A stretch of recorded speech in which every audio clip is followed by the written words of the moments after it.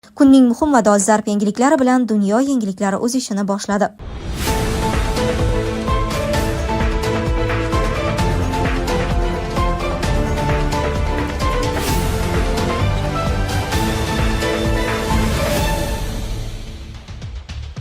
Tramp: Putin Ozarbayjon va Armaniston o'rtasidagi mojaroni hal qilganimdan hayratda qoldi.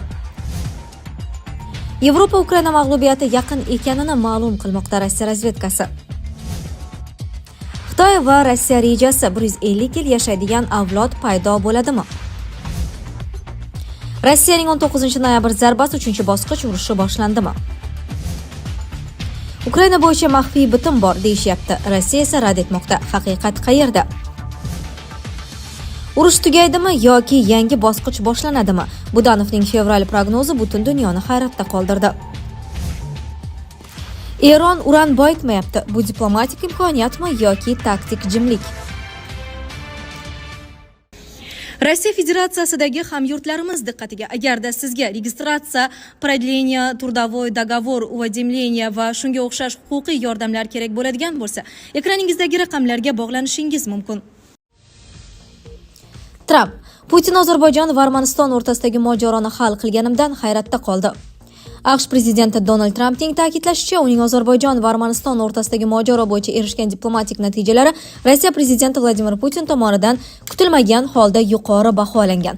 Bu haqda Tramp AQSh Saudiya Arabistoni sarmoyaviy forumi davomida ma'lum qilgan, deya yozadi RIA Novosti nashri. Trampning so'zlariga ko'ra, Putin uning muloqot va muzokaralar orqali ikki davlat o'rtasidagi keskinlikni yumshatishga erishganidan hayrat bildirgan. O'sha kuni Putin menga qo'ng'iroq qilib, bu masalani bartaraf etganimga ishonmasligini aytdi, dedi Tramp.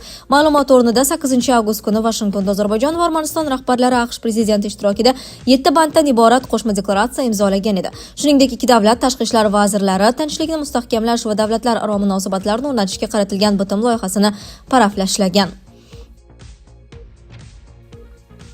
Yevropa Ukraina mag'lubiyati yaqin ekanini ma'lum qildi.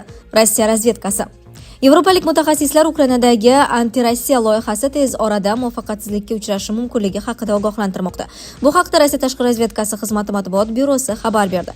Yevropaning yetakchi davlatlari, tashqi siyosat va harbiy idoralari ekspertlari milliy hukumatlarni G'arb tomonidan Ukrainada yaratilgan anti-Rossiya loyihasining qulashi yaqinlashayotgani haqida ogohlantirib, tom ma'noda bo'yin urmoqda. Yuqori idoralarga yuboriladigan hisobotlarda Kiyev rejimining harbiy mag'lubiyati muqarrarligi to'g'ridan-to'g'ri ko'rsatilgan, deyiladi xabarda. Qayd etilishicha, Bryussel xorijiy donorlarning saxiy xayriyalari izsiz yo'q bo'lib ketayotgan mamlakatda hamma narsani qamrab oluvchi korrupsiyaga katta e'tibor qaratmoqda. Ma'lumotlarga ko'ra, Yevropa yetakchilari va ittifoq rahbariyati Kiyev rejimini qo'llab-quvvatlash uchun sarflangan yuzlab milliard yevroni yo'qotganini hazm qila olmayapti. Ukrainaliklar esa Vladimir Zelenskiyning sherigi Timur Mendichining shov-shuvli ishi tufayli o'zlarini aldagan his qilmoqda. Ular yaqin kelajakda mamlakat Yevropa ittifoqiga qabul qilinishiga ishonmay qo'yishdi, deya qo'shimcha qilgan xabarda. Bundan tashqari, Yevropa davlatlari tashqi siyosat idoralari Ukraina fuqarolarining uzoq davom etgan mojarodan charchagani tufayli loqaydligini qayd etmoqda. Oddiy aholi davlat korrupsiya botqog'iga botganini tushunadi. Shuning uchun Kiyev ehtiyojlari uchun katta miqdorda mablag' ajratishga qarshi bo'lganlar soni ortib bormoqda. Vengriya va Slovakiyadan tashqari Chexiya va Ruminiya ham bunday pozitsiyaga moyil bo'la boshladi. Shu tariqa Ukrainaning Yevropadagi siyosiy mavqei pasaymoqda. Ukrainalik yevropalik hamkorlarni qutqarish va qo'llab-quvvatlash manbai sifatida tobora kamroq qabul qilmoqda, deyiladi xabarda. Xitoy va Rossiya rejasi: 150 yil yashaydigan avlod paydo bo'ladimi?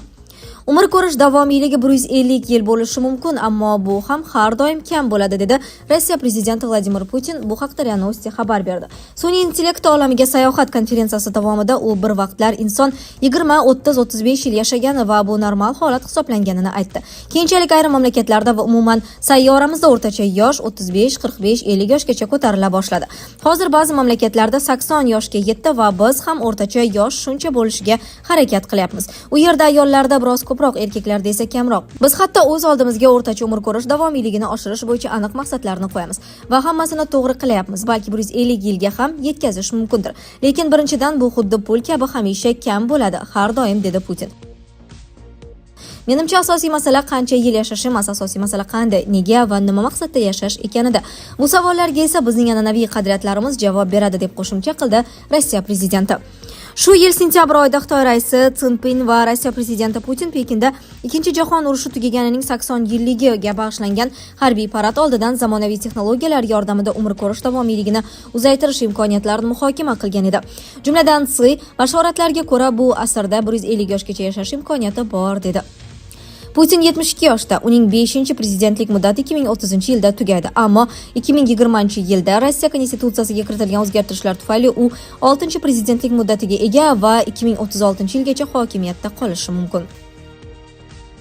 Prostatit, ikkilamchi, bepushtlik, tez-tez peshob tahorat buzilishidan aziyat chekmoqdamisiz? Jinsiy zaiflik yoki yallig'lanish sizni qiynayaptimi? Endi bu muammolarni birinchi haftaning o'zidayoq bartaraf etish mumkin. Vulkan erkaklar uchun jinsiy faollikni tiklashga, yallig'lanishni yo'qotishga va sog'lig'ingizni yaxshilashga yordam beradi. 5-kunda natijasini sezasiz. Batafsil ma'lumot uchun ekraningizdagi raqamlarga qo'ng'iroq qilishingiz mumkin. Rossiyaning 19-noyabr zarbasi 3-bosqich urushi boshlandimi? Rossiyaning Ternopolga bergan zarbasi oqibatida halok bo'lganlar soni 26 kishiga yetdi. Bu haqda Ukraina Ichki ishlar vazirligi xabar berdi. Qayd etilishicha, 19-noyabr kuni Rossiya Ukrainaga 48 ta raketa va 476 ta uchuvchisiz samolyot bilan hujum qilgan. Hujumda 40 ta X-101 qanotli raketalar, 7 ta kalibr qanotli raketalar va bitta Iskandar M ballistik raketasi ishtirok etgan. Bundan tashqari Rossiya harbiylari 476 ta dronlar, shu jumladan 300 ga yaqin shahid uchuvchisiz samolyotlarni uchirgan. Nishonlarni aksariyati havo hujumidan mudofaa kuchlari tomonidan urib tushirilgan. 7 ta raketa va 34 ta hujumchi dron, 14 ta joyga urilgani, 6 ta joyga vayronalar tushgani qayd etilgan. Ukraina harbiy havo kuchlariga ko'ra asosiy ta'sir hududi Lvov, Ternopol va Xarkov viloyatlari bo'lgan. Viloyat harbiy boshqarmasi boshlig'i Oleg Sinekbovning so'zlariga ko'ra, Xarkovda o'qqa tutilish oqibatida 46 kishi yaralangan. Rossiya kuchlari Xarkovning Slobodskiy va Asnavyanskiy tumanlariga 19 ta Geran 2 droni bilan hujum qilgan. Xarkovda 16 ta ko'p qavatli uy, 31 ta yengil avtomobil, garaj kooperativa, tez tibbiy yordam podstansiyasi, supermarket, 2 ta trolleybus, noturar joy, ma'muriy bino va maktab zarar ko'rgan. Ternopol ham dron va raketalardan hujumga uchragan. Ichki ishlar vaziri Igor Klimenkoga ko'ra 10 kishi halok bo'lgan, 37 kishi yaralangan.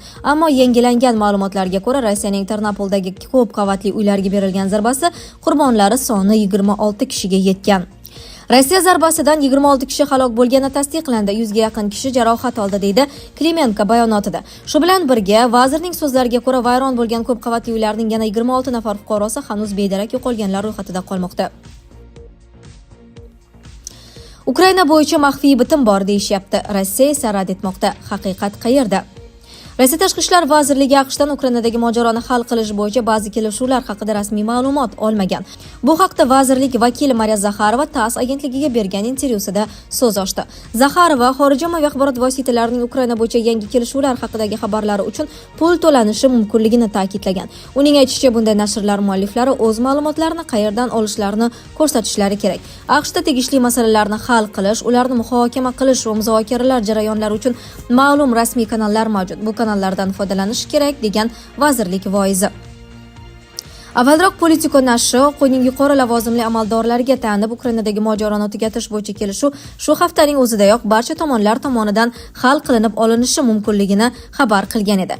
Ekis nashri ham Amerika va Rossiya rasmiylariga tayanib Ukrainadagi kelishuv bo'yicha yangi reja ishlab chiqilgani haqida xabar bergan edi. Politico manbasi AQSh rasmiylari hozirda front chizig'idagi vaziyat va mamlakatdagi korrupsiya mojarosi tufayli bosim ostida bo'lgani, Ukraina prezidenti Vladimir Zelenskiyning roziligiga umid qilayotganini ta'kidladi. Urush tugaydimi yoki yangi bosqich boshlanadimi? Budanovning fevral prognozi butun dunyoni hayratda qoldirdi. Ukraina harbiy razvedkasi rahbari Kirill Budanovning fevral oyining o'rtalarida urushni tugatish imkoniyati paydo bo'ladi degan bayonoti xalqaro maydonda katta shov-shuvga sabab bo'ldi. Uning so'zlariga ko'ra, frontdagi vaziyat yanada keskinlashayotgan bo'lsa-da, diplomatik kanallar, yashirin muzokaralar va bir nechta davlatlarning bosimi tufayli 2025-yilning fevral o'rtalari atrofida real burilish nuqtasi yuzaga kelishi mumkin.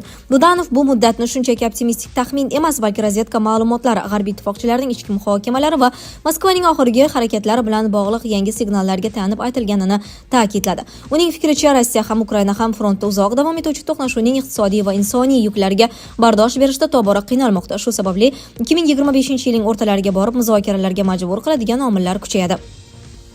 Budanovning qayd etishicha, bu imkoniyat urushning avtomatik tugashi emas, balki diplomatik deraza ochilishi, tomonlarning og'ir siyosiy jihatdan noqulay bo'lsa ham yakuniy kelishuvga yaqinlashish ehtimoli demakdir.